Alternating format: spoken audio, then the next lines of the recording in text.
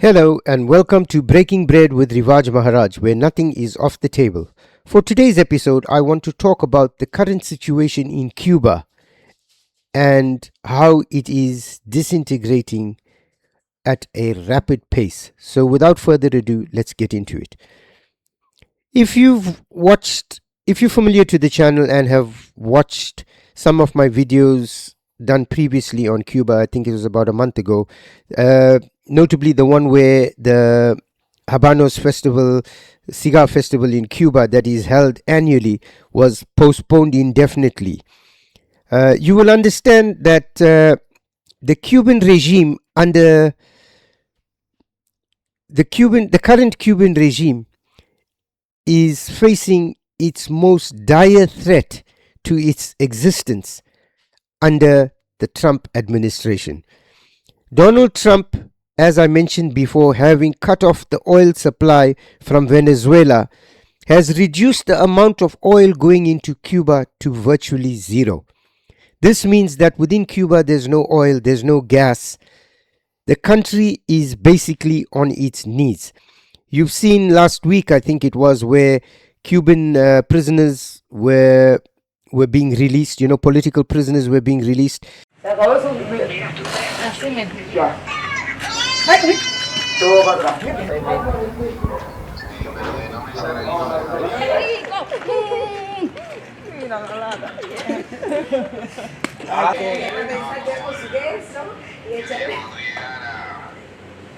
creo que ni palabra tengo para eso, pero bueno, feliz y contento, reunido con la familia de nuevo de vuelta en la casa. De eso, ¿para qué explicar? Ahora mismo no tengo palabras para resumir la alegría que tengo.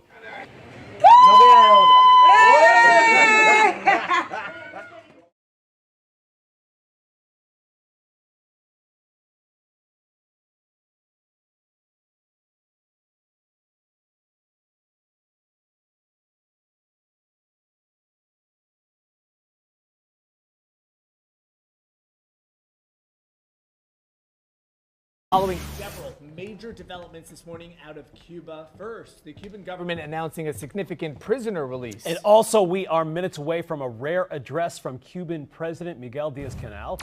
Local 10 Jackie Pascal is in the newsroom with more on what we know so far. Jackie. Well, Eric, Andrew, that announcement less than 30 minutes away now. We are being told that he'll be speaking to state media at 7:30 about national and international issues. What that entails is still unclear, but we have learned overnight Cuba says it will release 51 prisoners in the coming days. And that is through a negotiation and agreement with the Vatican. It's still not clear if any of those being released are political prisoners. The Cuban government just says that all served a significant portion of their sentences and maintained good conduct in prison. Just last year, we should note, Cuba released prominent dissident Jose Daniel Ferrer as a part of a government decision to gradually free more than 500 prisoners. Also, after negotiations with the church, Ferrer is now living in the U.S. Cuba's Ministry of Foreign Affairs is hoping this announcement will coincide with Holy Week. That starts with Palm Sunday on March 29th. But this comes as Cuba is in an economic crisis under an oil blockade from the U.S. We've been seeing protests in Cuba for weeks as residents endure increasing blackouts and shortages. President Trump has made a series of threatening statements in recent weeks, saying that Cuba was either on the verge of collapse or eager to make a deal with the United States. This week, he said Cuba may be subject to a friendly takeover, but then added it may not be friendly. Congressman Mario Diaz-Balart confirming a pattern here. Back-channel talks with Venezuela ended with Nicolas Maduro's capture. Back-channel talks with Iran ended with bombings, and now we are again hearing of back-channel talks with Cuba. It's the same kind of talks that they had, including the president himself of the United States, with Maduro. And basically, those talks were not concessions or not negotiations. They were not for the regime to buy time. It was letting him know that their time is up. Possibly hinting at what's to come today. In that announcement, Congresswoman Maria Salazar posting on X last night, quote, the murderous Cuban dictatorship needs to pack up and leave Cuba now or end up in a 2x3 cell like their buddy, Nicolas Maduro. Also, Congressman Carlos Jimenez saying, quote, we demand the immediate release of all political prisoners and the end of this despicable regime, end quote. I also want to note that Senate Democrats filed legislation that would prevent the U.S. from attacking Cuba without congressional approval, seeking to force a vote on President Trump's stated goal of a takeover of the Caribbean country. The Cuban government has indicated that it wants to engage in talks with the United States. And as I mentioned in my previous videos on Cuba, Donald Trump, being the narcissist that he is, he's all about building legacy. This term is all about building legacy, naming buildings after himself, changing road names, changing monuments, building monuments that coincide with his legacy. And Cuba is the cherry on the top, because 16 presidents have been unable to undo the communist regime in Cuba. And I suspect that before Donald Trump's term is over, indeed I suspect that before the year is over, the Cuban government would have pivoted towards opening the country up to foreign investment and acquiescing to the demands of the United States. Cuba is next. Cuba. Is Cuba, whatever you do with the military there, it seems like something, will that look more like Iran or Venezuela? Can't tell you that. I can tell you that they're talking to us. It's a failed nation. They have no money, they have no oil, they have no nothing. They have nice land. They have nice landscape, It's a beautiful island. I think they have great people. I know so many people from Cuba that were treated terribly, and they're over here and they became rich. They're very entrepreneurial people, very smart. I know a lot from Florida, especially. There's so many people. A friend of mine started over with nothing. He's now the largest owner of gas stations in the country and stuff. Cuban. I also know, I was just with a fantastic person who's Cuban and made a fortune in sugar, Fanjul family, right? And this family wants to go back to Cuba to visit it. They haven't been back in like 50 years or something. They largely come from Cuba. And we'll see what happens. They were asking me about that. They want to go back. Not only Fanjul, a lot of Cubans have said, oh boy, would they love to go back. I think Cuba, it's in its own way, for tourism and everything else, it's a beautiful island, great weather. They're not in a hurricane zone, which is nice for a change, They won't be asking us for money for hurricanes every week. But I think Cuba see the end. All my life I've been hearing about the United States and Cuba. When will the United States do it? I do believe I'll be having the honor of taking Cuba. That'd be good. That's a big honor. Taking Cuba. Taking Cuba in some form, yeah. Taking Cuba. Whether I free it, take it, I think I could do anything I want with it. You want to know the truth? They're a very weakened nation right now. They were for a long time. Very violent leaders. Castro was a very violent leader. His brother's a very violent leader. Extremely violent. That's how they governed. They governed with violence. But a lot of people would like to go back. Okay, The United States has never tolerated a communist regime on its doorstep. Just some few miles off the coast of Miami, Florida, they are not prepared to entertain a communist regime there. And again, the Russians and the Chinese are not going to interfere. This is part of the Monroe Doctrine. This is part of Trump's hemisphere. And as I mentioned before, deals were done prior to Trump coming in. You're seeing it play out on the world stage firsthand. Syria, Iran, Venezuela, the list goes on. Cuba is going to fall very soon.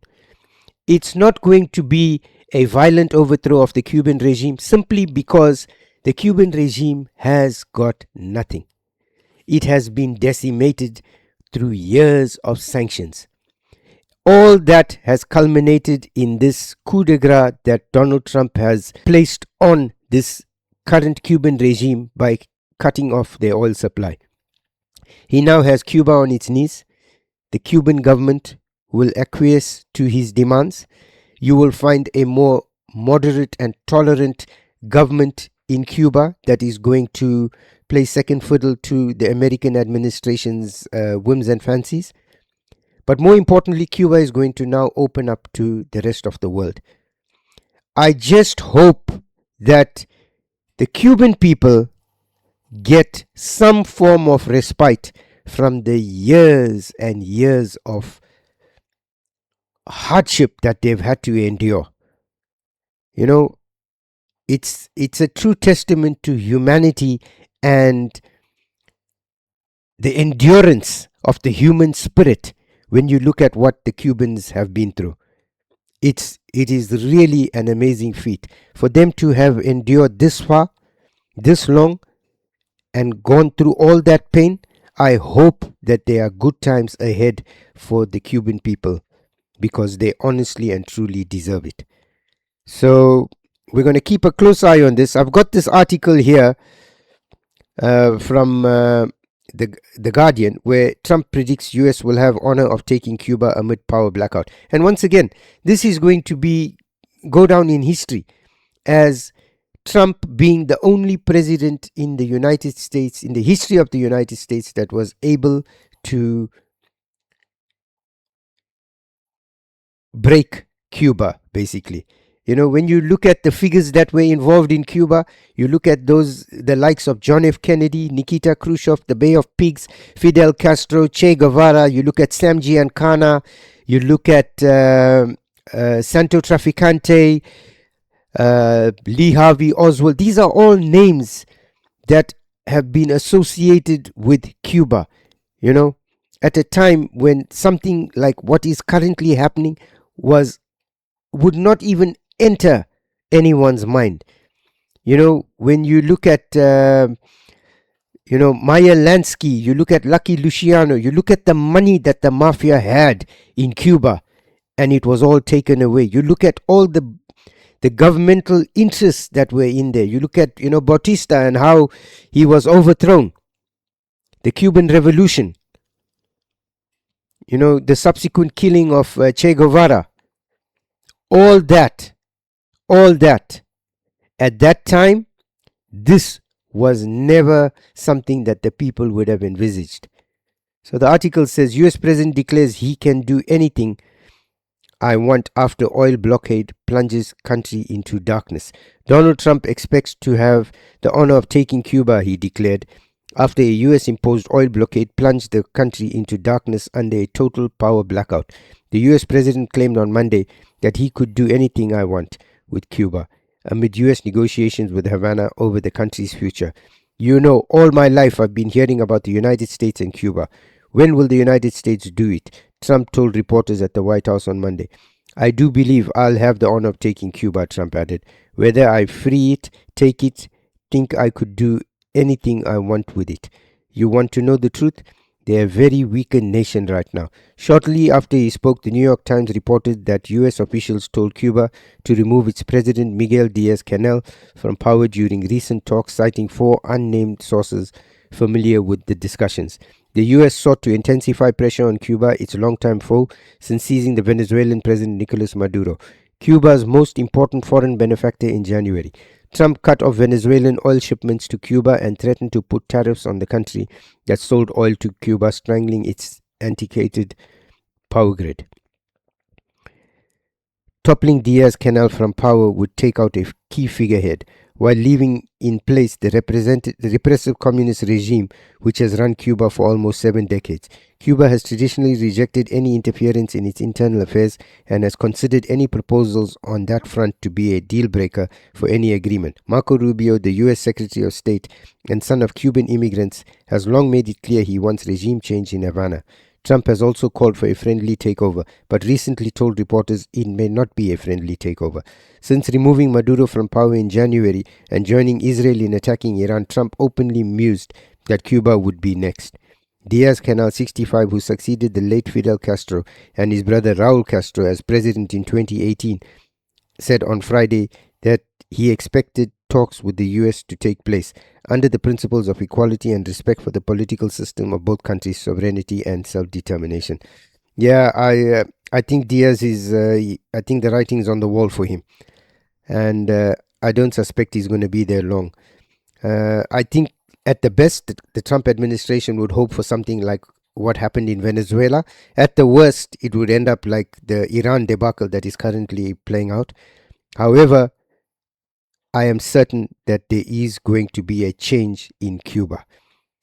And, you're going to suddenly find that the price of real estate is going to rocket in Cuba. Investment opportunities are going to be there. So I hope some of that money that is going to pour into the country filters down to the average common people that deserve it. I want to thank you for spending time with us. I look forward to seeing you in the next episode. Please remember to like, share, and subscribe, as it helps us with the algorithm and it helps our channel to grow.